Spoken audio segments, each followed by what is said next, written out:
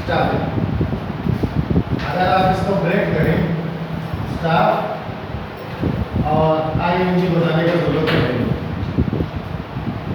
Staff यानी कि organisation में काम करने के वाले लोग, स्टाफिंग यानी लोगों का अरेंजमेंट। सिंपल सा डेफिनेशन है। आपको मैंने ऑर्गेनाइजेशन चार्ट बना के दिखाया था।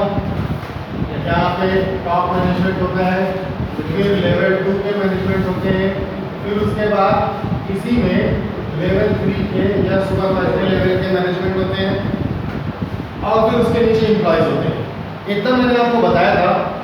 जब हमारा ऑर्गेनाइजेशन चार्ट प्रिपेयर हो जाता है ना, तो अब पहला क्वेश्चन ये आता है कि हम यहाँ पे रखेंगे किसको।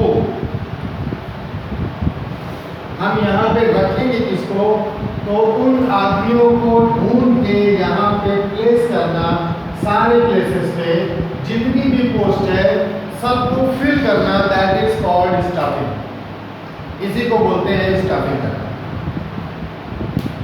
बहुत आसान से, आप छोटी सी एकदम आसान सी डेफिनेशन है, keeping people on the post, या डूइंग पीपल वर्क, या कीपिंग पीपल बिजी। आप जो भी फ्रेज यूज करना चाहिए।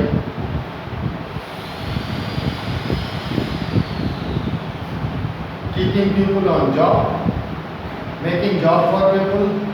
जॉब तो ये बन गया, अब इसके लिए पीपल ढूंढना है, दैट इज कॉल्ड स्टाफिंग। और इसका जो इम्पोर्टेंस लिमिटेशन है, अगर प्रॉपर स्टाफिंग आपकी हो जाती है, अगर सारी जगह पे आपको सही काम करने वाले लोग मिल जाते हैं, तब आपके ऑर्गेनाइजेशन का ऑब्जेक्टिव अचीव करने में आपको बहुत हेल्प मिलेगी। मैंने फर्स्ट में पहले ही बताया था प्लानिंग में कि एक ऑब्जेक्टिव सेट करना है और उसको अचीव करना है। यही है मैनेजमेंट। और ये मैनेजमेंट का एक ऐसा एलिमेंट है स्टाफिंग, जिसके बिना काम ही नहीं हो सकता। हमको ऑर्गेनाइजेशन हमारा रेडी है, अब हमको इन सब जगहों के लिए लोग चाहिए। लोगों को भर्ती करना इन पोस्ट के लिए, दैट इज कॉल्ड स्टाफिंग।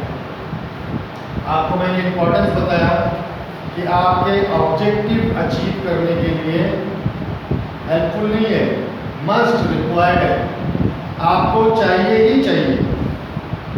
ठीक है, हम इसको करेंगे कैसे, इसका पूरा प्रोसेस इसी चैप्टर में जानेंगे, 1 बाय 1 सब कुछ जानेंगे। ठीक है,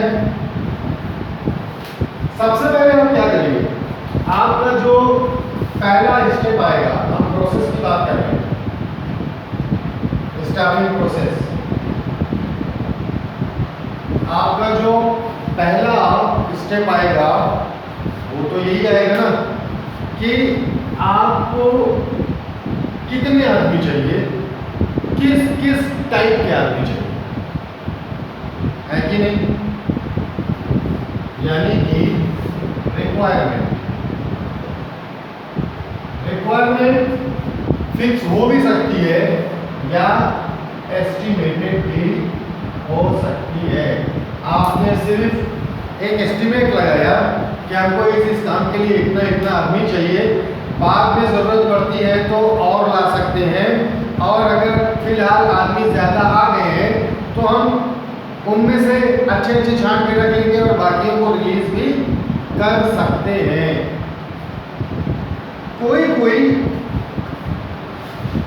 ऑर्गेनाइजेशन इतना बड़ा होता है कि आदमियों को रखने के लिए बाकायदा एक अलग से डिपार्टमेंट बना दिया जाता है कि अब तुम्हारा यही काम है, आदमी भर्ती करते रहो, निकालते रहो, उनका हिसाब करते रहो, एक्सेट्रा एक्सेट्रा एवरीथिंग। और इस डिपार्टमेंट को बोलते हैं ह्यूमन रिसोर्स डिपार्टमेंट, जिसको शॉर्ट में बोलते हैं HRD। Human resource department. Human resource department का जो मैनेजर होता है उसको बोलते हैं ह्यूमन रिसोर्स मैनेजर। ये अब होने लगे कुछ सालों से। उसके पहले तक ह्यूमन रिसोर्स मैनेजर या ह्यूमन रिसोर्स डिपार्टमेंट नाम की कोई सिचुएशन नहीं थी, कोई चिड़िया नहीं थी। हाँ, कुछ चीजें थी, जैसा एक था पर्सनल मैनेजर। पर्सनल मैनेजर एक होता था लेबर ऑफिसर। इनका काम क्या था? लेबर ऑफिसर का सिर्फ लेबर को मैनेज करना, कौन से लेबर कहाँ काम करेगा, कितने चाहिए, उनको कितना पैसा देना है, दैट्स इट। उसका काम खत्म हो गया। जब काम बढ़ा तो लेबर ऑफिसर की जगह ले ली पर्सनल मैनेजर ने। अब इसका काम थोड़ा बड़ा है। अब ये लेबर के अलावा थोड़े दूसरे हायर पोस्ट की वैकेंसीज भी फिल करने लगे। और इनका मेन काम क्या होता था पता है? इनका मेन काम होता था एम्प्लॉइज और मैनेजमेंट के बीच में लिंक का काम करना। मैनेजर को अपने एम्प्लॉइज से क्या चाहिए वो पर्सनल मैनेजर को बताता था, और एम्प्लॉइज अपनी requirement, demand, desire, whatever it is, ये इसको बताते थे पर्सनल मैनेजर को, और ये बीच में मीडिएटर का काम करता था। अब ऑर्गेनाइजेशंस बड़े बड़े बनने लगे हैं और अब पर्सनल मैनेजर की जगह ले ली है ह्यूमन रिसोर्स डिपार्टमेंट ने। अब इनका पूरा काम क्या होता है?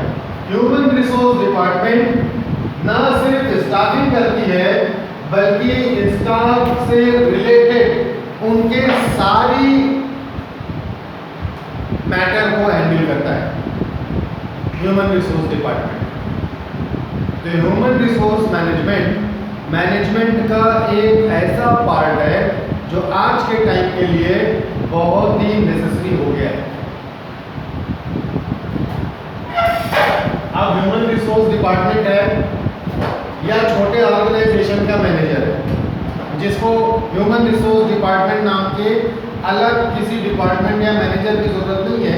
छोटा ऑर्गेनाइजेशन है, छोटी फुलफिलमेंट है, व्हाटएवर इट इज। अब कैसे करेंगे? यहाँ पे आता है स्टाफिंग प्रोसेस। सबसे पहले तो एस्टिमेटेड रिक्वायरमेंट जो भी है, हमको किस किस काम के लिए कितने कितने आदमी चाहिए वो निकाल लिया जाता है। ठीक है, एस्टिमेटेड रिक्वायरमेंट आने के बाद में अब नंबर 2 चलेगा रिक्रूटमेंट।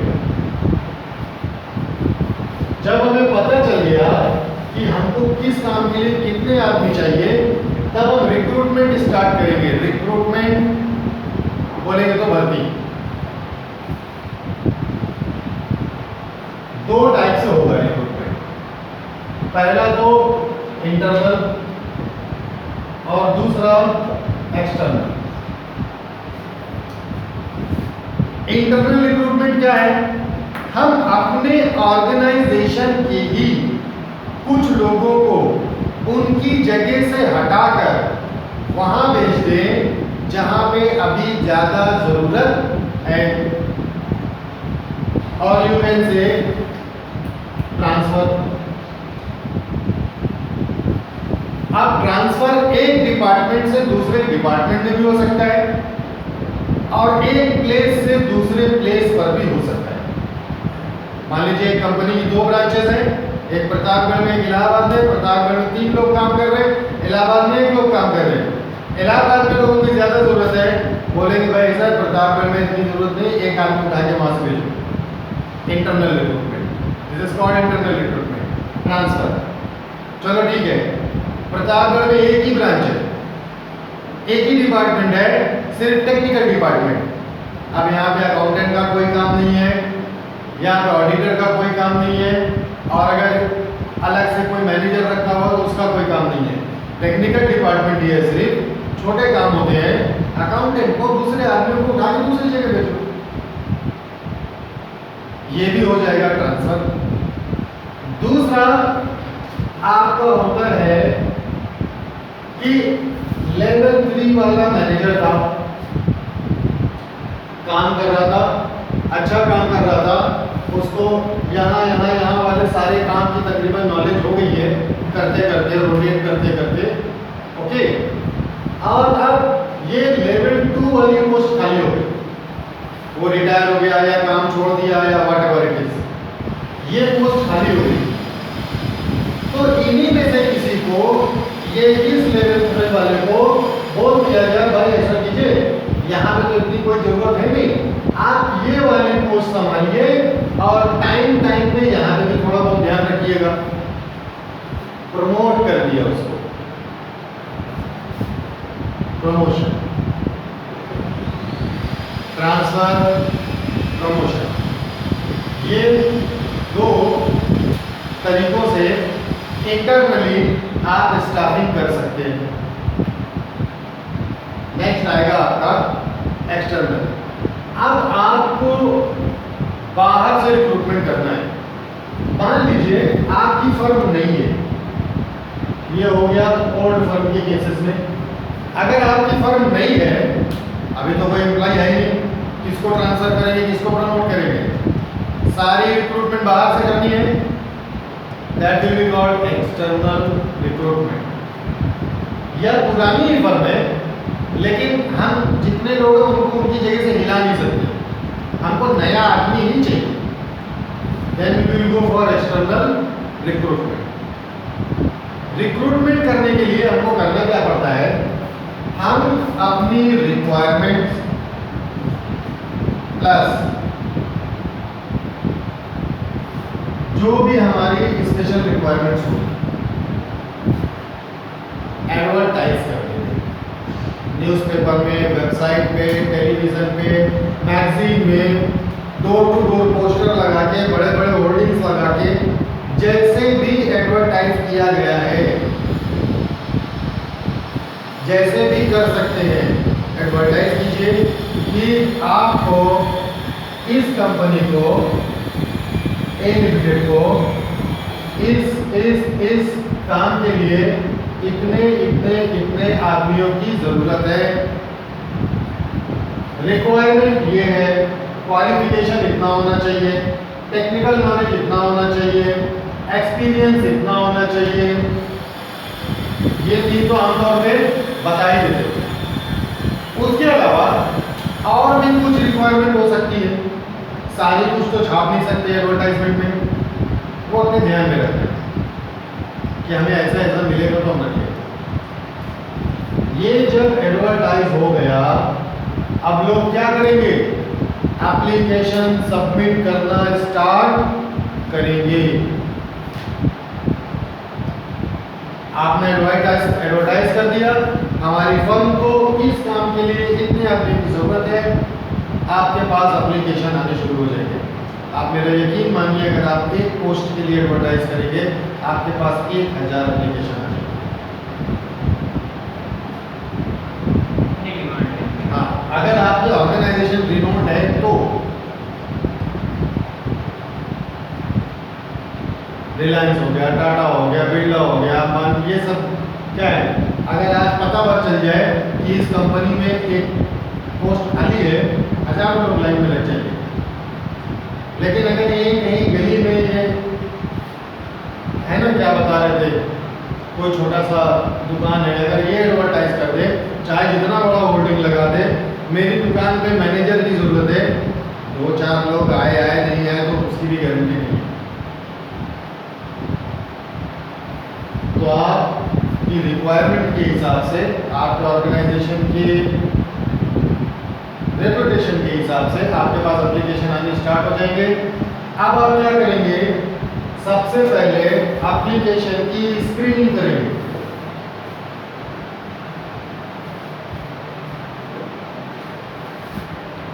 स्क्रीनिंग मैंने बोला ना, कई सारे एप्लीकेशन आ जाएंगे, सारे लोगों को तो आप बुला के बात नहीं कर सकते कि तुम में से कौन काम करेगा।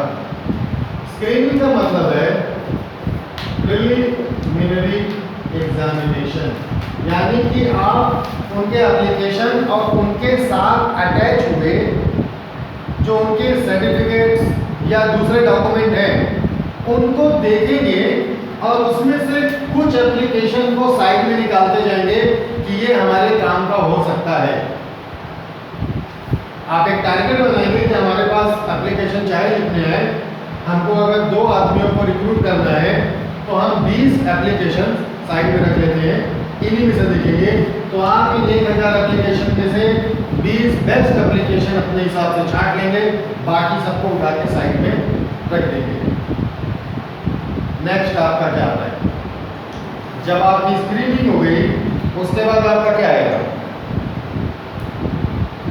सिलेक्शन।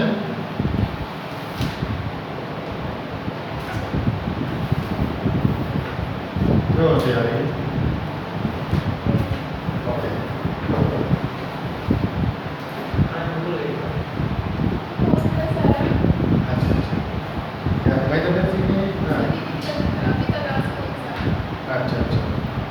तो रेस्ट ले लेती, वीडियो तो मिल ही जाता। ठीक है, इंटरनल और एक्सटर्नल रिक्रूटमेंट आप समझ गए हैं, ठीक है। स्क्रीनिंग करेंगे कौन कौन से हमारे पास एप्लीकेशन आए हैं, उसमें से कुछ एप्लीकेशन हम छांट के अलग कर लेंगे। क्या एक एडवर्टाइजमेंट के हमारे पास रिक्रूटमेंट का साधन? अगर हमको एक्सटर्नली रिक्रूटमेंट करना है तो सिर्फ यही एक तरीका है, इसके अलावा कई और भी तरीके हैं। चलिए स्क्रीनिंग पे चलने से पहले हम ये देख लेते हैं कि एक्सटर्नल रिक्रूटमेंट के और कौन कौन से तरीके हैं। आप लोग जानते होंगे आजकल एडवर्टाइजमेंट के अलावा एम्प्लॉयमेंट एक्सचेंज का नाम सुना है? एम्प्लॉयमेंट एक्सचेंज एक संस्था है जो गवर्नमेंट चलाती है। यहाँ पे जिनको भी नौकरी चाहिए वो अपना डेटा वहाँ पे रजिस्टर करा देते हैं। हो गया? तो जितने भी कैंडिडेट हैं उनका डेटा वहाँ पे रहेगा।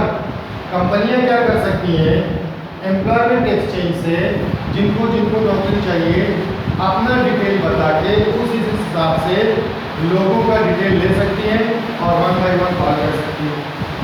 एक तो ये हो गया, ठीक है। दूसरा आपका आता है प्लेसमेंट एजेंसीज। ये भी वैसे ही है जैसा एम्प्लॉयमेंट एक्सचेंज होता है। ये गवर्नमेंट चलाती है, ये प्राइवेट लोग चलाते हैं। ये लोग अपने पास कैंडिडेट्स का डिटेल रखते हैं और जैसे ही कंपनियां बोलती है कि हमें इस किस्म का कैंडिडेट चाहिए, ये एप्लीकेशन उठा के वहाँ पे फॉरवर्ड कर देती है। गवर्नमेंट वाली तो सर्विस तकरीबन फ्री है, कुछ मिनिमम 100-200 रुपये फीस लगती है। ये लोग लंबा चार्ज लेते हैं जो प्राइवेट वाले। हाँ, सर्विस भी अच्छा देते हैं। हायर पोस्ट के लिए कंसल्टेंट होता है, कंसल्टेंट इसको बोलते हैं मैन पावर कंसल्टेंट। अगर मैनेजर चाहिए, हायर लेवल का मैनेजर चाहिए, डायरेक्टर चाहिए, एक्सेट्रा एक्सेट्रा, अगर हाई लेवल के पोस्ट के लिए आपको आदमी चाहिए तो मैन पावर कंसल्टेंट होते हैं। आप इन दोनों को भाई भाई समझ सकते हैं और इसको इनका बड़ा भाई समझ सकते हैं कि मैं सिर्फ बड़े बड़े काम करूँगा, छोटे छोटे काम नहीं करूँगा, ठीक है। उसके अलावा कैंपस रिक्रूटमेंट है। आप कॉलेजों में या टेक्निकल इंस्टीट्यूट्स में जा सकते हैं, वहाँ पे स्टूडेंट्स जो एग्ज़ाम पास करने वाले हैं उनको आगे नौकरी चाहिए होगी, तो जो भी इंटरेस्टेड हो आप उनको ऑफर दे सकते हैं, आइए हमारे साथ काम कीजिए। जितने लोग आएंगे आप उनमें से अपने को सेलेक्ट कर लीजिए। कैंपस रिक्रूटमेंट हो गया। उसके बाद हो सकता है रेफरेंस, यानी कि आप अपने यहाँ काम कर रहे एम्प्लॉय को बोल दीजिए कि तुम्हारी पहचान का कोई आदमी हो उसको लेके आओ। इस काम के लिए ज़रूरत है, यानी रेफरेंस फ्रॉम एम्प्लॉइज, ये भी एक तरीका हो गया है।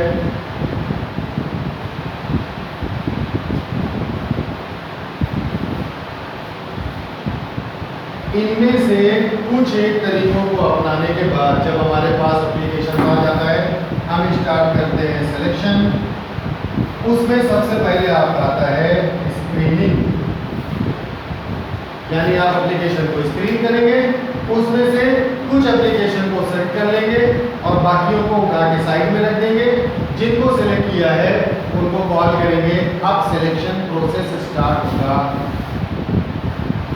देख लीजिए, स्टार्टिंग प्रोसेस में ये था, उसमें रिक्रूटमेंट प्रोसेस आ गया और अब सिलेक्शन प्रोसेस आ गया। हर चीज में प्रोसेस है। सिलेक्शन प्रोसेस कैसे कैसे होगा? सबसे पहले तो आप टेस्ट लीजिए, ठीक है?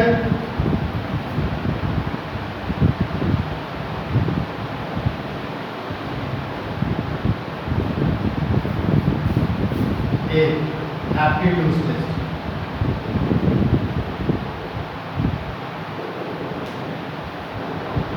दूसरा उसके नॉलेज का टेस्ट, या आप कह सकते हैं ट्रेड टेस्ट, यानी जिस काम के लिए आपने उसको सेलेक्ट करना है वो काम उसको आता है या नहीं आता है, ठीक है? उसका बिहेवियर, प्रेजेंटेशन,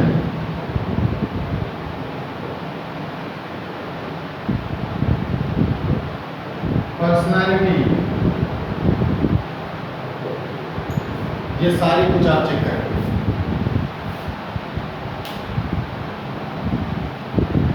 जब इतना काम आपका हो जाएगा तब आप क्या करेंगे? जो 20 एप्लीकेशन आपने सेलेक्ट किए हुए हैं, इनमें से 10 और बाहर हो जाएंगे या 12-15 बाहर हो जाएंगे, 5, 8, 10 आपके पास बचेंगे, ठीक है? तो जितने भी आपके पास बैलेंस बचते हैं उनको फर्दर प्रोसेस के लिए बचा के रखेंगे और इनको बोल देंगे आपका टेस्ट कंप्लीट हो चुका है, हम आपको रिप्लाई देंगे कि आप सेलेक्ट हुए कि नहीं हुए, बात की बात है। मन में तो पहले ही सोच के रखा हुआ है कि इनको नहीं करना है, लेकिन तुरंत बोलते नहीं है। क्यों नहीं बोलते हैं? कि हमने जिन 10 को सेलेक्ट किया है, अगर इनमें से किसी से बात नहीं बनी, बीच में कोई प्रॉब्लम आ गया, तो फिर बाद में इनमें से किसी को बुलाएंगे। देखिए, पहला फोकस इन 10 के ऊपर रहेगा। चलिए, सिलेक्शन हो गया। अब सिलेक्शन के बाद क्या करेंगे? प्लेसमेंट करेंगे।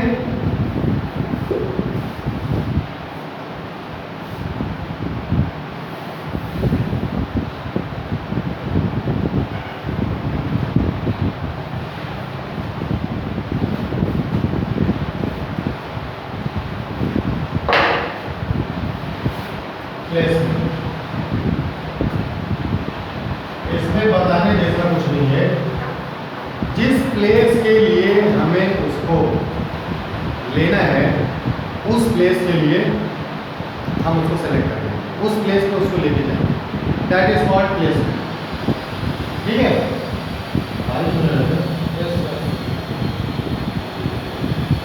चलिए,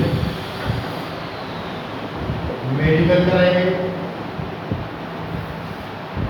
आदमी फिजिकली मेंटली फिट है कि नहीं, ये भी टेस्ट करेंगे, ओके? मेडिकल कराने के बाद जो ओके हो जाएगा, हम उनको जॉब ऑफर करेंगे। ये जो जॉब ऑफर होता है ना, ये बहुत इंपॉर्टेंट फेस होता है, क्योंकि जब आदमी आता है एप्लीकेशन लेके, तब उसके मन में कई सारी बातें होती हैं। मुझे क्या काम करना पड़ेगा, कितने घंटे करना पड़ेगा, सैलरी कितनी मिलेगी और क्या क्या मिलेगा, क्या क्या नहीं मिलेगा। अब ये जॉब ऑफर में वो सारी चीज़ें मेंशन हो जाती हैं। आपकी सैलरी कितनी है, इंसेंटिव कितना है और क्या क्या चीज़ मिलेगा, आपकी ड्यूटीज़ क्या होंगी, रिस्पॉन्सिबिलिटीज़ क्या होंगी, वर्किंग आवर कितने होंगे, वर्किंग डेज कितने होंगे, सब कुछ यहाँ पे मेंशन रहेगा। हो सकता है कि जो कैंडिडेट 10 कैंडिडेट आपने यहाँ पे सेलेक्ट किए हैं, उनमें का 1-2 का मेडिकल अनफिट हो जाए, हो सकता ही नहीं हो सकता है। बचे 5-6, उनमें से एक दो लोगों को आपका ऑफर समझ में ना आए कि नहीं मुझे समझ में नहीं आ रहा, मैं इस तरीके से काम नहीं कर सकता, आपको सेलेक्ट करने दो। तो लास्ट में जो 2 लोग सेलेक्ट हो जाएंगे, ठीक है, उनको प्लेस कर दिया जाएगा। अब आपको प्लेसमेंट करना है, और प्लेसमेंट करने के बाद में जो दूसरा और लास्ट फेज हम आपको कह सकते हैं कि कहते हैं, वो है एक तो ट्रेनिंग या डेवलपमेंट, ट्रेनिंग और डेवलपमेंट दोनों अलग अलग चीज़ है। जब लोग सेलेक्ट हो गए, हम क्या करेंगे, ट्रेनिंग या डेवलपमेंट के लिए भेजेंगे। ट्रेनिंग बोलते हैं एक पर्टिकुलर वर्क के लिए कि आपको ये काम करना है, आप इसको सीख लीजिए। डेवलपमेंट बोलते हैं कि आपको ये काम तो आता ही है, आप आगे का कुछ काम सीखिए ताकि आपको और ऊपर प्रमोट किया जा सके।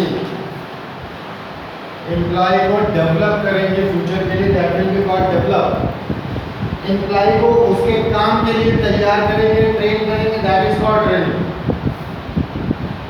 उसकी ट्रेनिंग हो गई, जो भी हो गया, डेवलपमेंट हो गया नहीं हुआ वो बात की बात है। अब वो काम पे जब आ जाएगा, अच्छा ट्रेनिंग और डेवलपमेंट भी ना 2 तरीके से कर सकते हैं, एक ऑन ड्यूटी और एक ऑफ ड्यूटी। यानी एक तो जब वो ड्यूटी पे है तब तक उसकी ट्रेनिंग चलती रहे कि इसको इस मशीन को ऐसे हैंडल करना है, इस प्लेस को ऐसे हैंडल करना है, इस वर्कर के साथ ऐसा बिहेव करना है, ट्रेनिंग चल रही है। ड्यूटी खत्म हो गई, अब ऑफ ड्यूटी कि भैया ये क्या हो, ड्यूटी करने के बाद आ जाना, तुम्हारी ट्रेनिंग होनी है। उसको वीडियो दिखा के, मूवीज दिखा के, तरह तरह के एग्जाम्पल देके, बुक्स, मैगजीन, कन्वर्सेशन, डिस्कशन, बाकायदा क्लास चला के उसकी ट्रेनिंग डेवलपमेंट किया जा सकता है। ड्यूटी के दौरान तो क्लास चलाना थोड़ा डिफिकल्ट है, ठीक है। ये हो गया, सब कुछ ओके हो गया। अब क्या करेंगे, उसको जिनके साथ उसको काम करना है उसके सामने उनको लाया जाएगा, ठीक है। लाने के बाद में इसका कंपेंसेशन वगैरह सब कुछ डिसाइड कर दिया जाएगा और वो काम में आना स्टार्ट कर दिया जाएगा। ये जो प्लेसमेंट था ना, किसी को बोलते हैं ओरिएंटेशन, यानी कि आएंगे जितने लोग का जिनके साथ में काम करना है उनके सामने लाया जाएगा, देखिए ये आपका काम है, यहाँ पे आपको है, यहाँ पे आपको रहना है, इन लोगों के साथ काम करना है, सबको इंट्रोड्यूस कर देंगे। उसी तरह दूसरे लोगों को भी जो ऑलरेडी मौजूद है बता दिया जाएगा कि ये नया आदमी है, इनके साथ आपको काम करना है, इसको काम सिखाएंगे, एक्सेट्रा एक्सेट्रा। फिर ट्रेनिंग वगैरह होती रहेगी। ट्रेनिंग हो गया, अब इसके बाद कंपनसेशन की बात हो जाएगी। जॉब ऑफर जैसे ही ये एक्सेप्ट करेगा, ये क्या बन जाएगा, कॉन्ट्रैक्ट बन जाएगा। आपने इकोनॉमिक पढ़ा है, section 10। As soon a person accept an offer becomes an agreement। नहीं पढ़ा है, क्लास 11 में किया गया है। अब क्या उसको भी क्लास 11 का पढ़ाना पड़ेगा? ये हो गया आपका स्टाफिंग प्रोसेस कंप्लीट, ठीक है। और यहाँ पे चैप्टर भी खत्म हो गया है, इसके आगे कुछ है। अब हम चलेंगे डायरेक्टिंग पे।